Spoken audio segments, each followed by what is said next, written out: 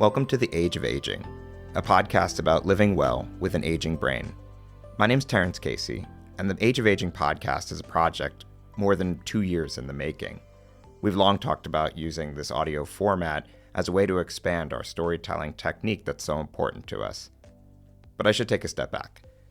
I'm the Director of Communications and Outreach for the Penn Memory Center, the Alzheimer's Disease Research Center at the University of Pennsylvania. We were working on it on our own for a long time before we realized that a couple of people with writing experience weren't going to get a podcast done on their own. And that's when we brought in Jake Johnson. What were you doing before this? I worked on a podcast, a philosophy podcast in college, and then I worked in health journalism for a while, writing, but I've always had a deep passion for podcasting ever since listening to NPR in the car as a kid, and shows like Radiolab and This American Life, which were big inspirations for us when making this podcast. I'm glad you said Radiolab. You're right. That is the true inspiration for the show in terms of the production style, and I won't kid ourselves that's where we're at, as lovely as that would be. This American Life is more of an inspiration for the structure, which is shorter stories under a common theme. And you'll hear that in this inaugural episode, that we try to have one main theme and 3 or 4 stories related to that theme.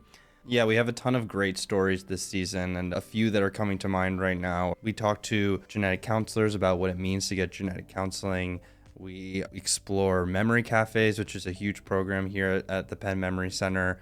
We talk to a poet in Joshua Tree about her mother. And in another story, we learn about the different kinds of diagnostic tools and scans that researchers use to identify disease in the brain.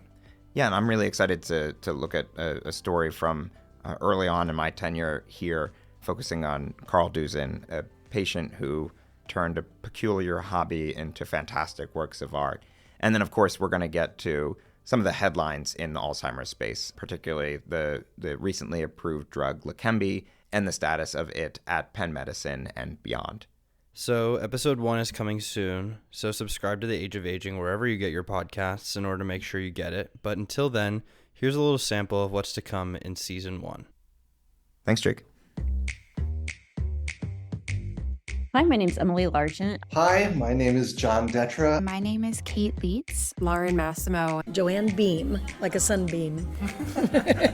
One of the ways that's really important for addressing stigma is leaning into the initial inclination to go into silence or quiet and let those negative beliefs or attitudes prevail. Unfortunately, there's no rule book. There's no perfect way to do this. It just creates a space that's comfortable and designed for them, as opposed to just trying to fit into this box of acceptable behavior. For every hour that individuals were engaging in cognitive or social activities, they had a benefit for longevity. We are so much more than our genes. It's a new day. It's a new era in Alzheimer's disease diagnostics and therapeutics.